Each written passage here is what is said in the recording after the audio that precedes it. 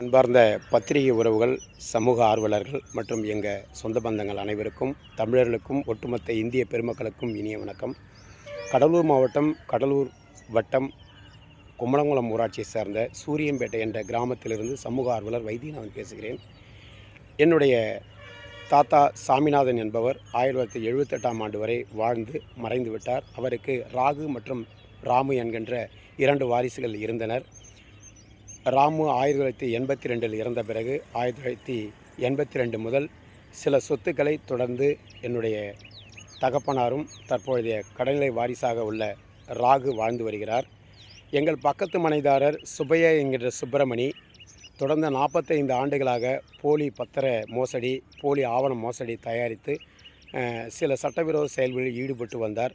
அவர் தற்பொழுது தனது மகன்கள் 5 பேரை டிஎன்பிஎஸ்சி மூலமாகவும் மற்றும் 3 பேர் பல்வேறு துறைகளில் வேலை செய்வதை பயன்படுத்தி கொண்டு இந்த 5க்கும் மேற்பட்ட சாமிநாதன் பெயர் உள்ள சொத்துக்களை அபகரிப்பதற்காக நெல்லிக்குப்பம் சார்பதிவாளர் பிரகாஷ் மற்றும் ஆவண எழுத்தர் சிவச்சந்திரன் மற்றும் இந்த முறைகேடு ஆவணங்களை தயாரிப்பதற்கு தலைவராக செயல்பட்டு வரும் ஜோதி சுப்பிரமணி என்கின்ற சுப்பையாவின் மகன் ஜோதி ஆகியோர் அனைவரும் இணைந்து கொண்டு எனது தாத்தா சாமிநாதன் என்பவருக்கும், எனது பெரியப்பா ராமு என்பவருக்கும், எனது பெரியம்மாள் மாரியம்மாள் என்பவருக்கும் போலி வாரிசு சான்றுகள், இறப்பு சான்றுகள் தயாரித்து சட்டவிரோதமாக, முறைகேடாக, ஒழுக்கமற்ற வகையில் தயாரித்து 2024ஆம் ஆண்டு டிசம்பர் மாதம் 3க்கும் மேற்பட்ட சொத்துக்களை எங்களுடைய பெரியப்பா மகன்களை அழைத்து வந்து கிரயம் பெற்றுக்கொண்டனர்.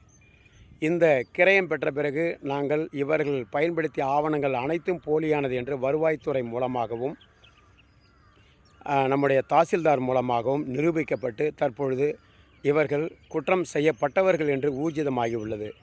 இதனிடையே எங்களை பழிவாங்கும் நோக்கத்தில் தனது 1800 ஸ்கொயர் ஃபீட் இடத்தில் 2500 ஸ்கொயர் ஃபீட் அளவுக்கு ஊர் பிரதான சாலையையும் சிமெண்ட் சாலையையும் பக்கத்து மனைதாரர் மங்கலட்சுமி என்பவருடைய இடத்தையும் ஆக்கிரமிப்பித்து வீடு கட்டி நீர்நிலை ஆக்கிரமிப்பு சட்டத்தில் இவர்கள் குற்றவாளியாக கருதப்படும் அளவில் செயல்பட்டு அமிர்தலிங்கம் என்கின்ற முன்னாள் இராணுவ வீரர் சுப்பையாவின் வாரிசான இவர் தொடர்ந்து எங்களை அச்சுறுத்தி வருகிறார். சுட்டு விடுவேன், கொலை செய்வேன் என்று. இது குறித்து நாம் எங்கு புகார் அளித்தாலும் அதற்கான ஆஜராகி அதை சிவில் டிஸ்பியூட்டாகவே அதை கருதி அவர் வெளியேறி வருகிறார். எனவே உறவுகளே, போலி வாரிசு சான்றுகள், போலி இறப்பு சான்றுகள் தயாரித்து 3க்கும் மேற்பட்ட சொத்துக்களை அவர்கள் அபகரித்ததற்கான ஆதாரங்கள் அனைத்தும் உள்ளன. இவர்கள் விரைவில் சட்டத்தின் நிறுத்தப்படுவார்கள். அவர்கள் குற்றவாளிகள் என அறிவிக்கப்பட்டு 3 ஆண்டுகள் முதல் 7 ஆண்டுகள் சிறைக்கு செல்வார்கள் என்று நிச்சயம் நான் இப்பொழுது சூளுரைக்கிறேன். என்னுடைய பெரியப்பா மகன்கள் முத்தாலு மற்றும் செல்வராசு ஆண் வாரிசுகளான இவர்களை தவிர்த்து பெண் வாரிசுகள் பச்சையம்மாள் மற்றும் காவேரிகளை மறைத்து இந்த ஆவணங்கள் செய்தது எதுவும் செல்லாது.